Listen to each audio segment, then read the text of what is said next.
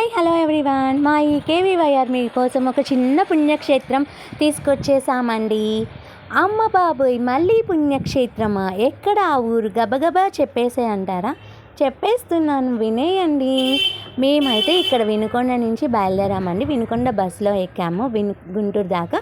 గుంటూరులో దిగి మళ్ళీ బస్సు ఇంకోటి బడేపురం అనే ఊరికి బస్సు ఎక్కామండి. అక్కడి నుంచి బడేపురంలో దిగిన తర్వాత ఆటో ఎక్కాలి. ఆటో ఎక్కిన తర్వాత అక్కడి నుంచి శివుడిది నిన్న శివయ్యని ప్రతిష్ఠ చేశారండి. అక్కడికి వెళ్ళామండి. ఆ శివయ్యని చూస్తుంటే ఎంత బాగున్నారో తెలుసా. ఓం నమ శివాయ అని కామెంట్ చేయండి. సరే, అక్కడ ఏంటి విశేషం అంటే, అక్కడ నందీశ్వరుడు, చాలా పెద్ద నందీశ్వరుడు ఉన్నారండి. చాలా చక్కగా ఎంత బాగా రూపురేఖలు అన్నీ దిద్దారో తెలుసా. ఎంత శిల్పకళాకారులకి మనం చేతులెచ్చి దండం పెట్టచ్చండి. అసలు ఆ శివయ్యని, ఆ వినాయకుడిని అందరినీ వాళ్ళు శిల్పకరణ చేసినందుకు మనం అందరం చాలా మెచ్చుకోవచ్చు అండి. మరి ఇంకెందుకు ఆలస్యం, మీరు కూడా త్వరగా ఆ ఊరు వెళ్ళి శివయ్య దర్శనం చేసేసుకుని వచ్చేసేయండి.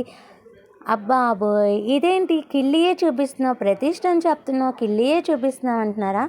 లేదండి బాబు, అన్నీ చెప్పేస్తున్నాను వినండి. కానీ ఇప్పటి వరకు మనం ఎక్కడికి వెళ్ళినా, మన భోజనాలకు వెళ్ళినప్పుడు ఏమవుతుందంటే, ఫంక్షన్లకు వెళ్ళినప్పుడు ఓన్లీ కిల్లి ఫంక్షన్లోనే ఉంటుంది.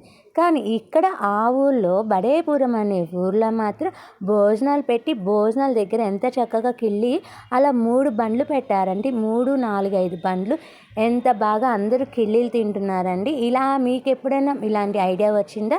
అంటే ప్రతిష్ఠ జరుగుతున్న చోటు కూడా మనకి కిల్లి అమ్ముకోవచ్చు అన్న ఐడియా ఎవరికీ లేదు కదా. అందుకే ఈ చిన్న ఐడియా కోసం మీకోసం ఈ వీడియో తీసేసాను. అక్కడ చాలా బాగున్నాయి తోటలు బడేపురం.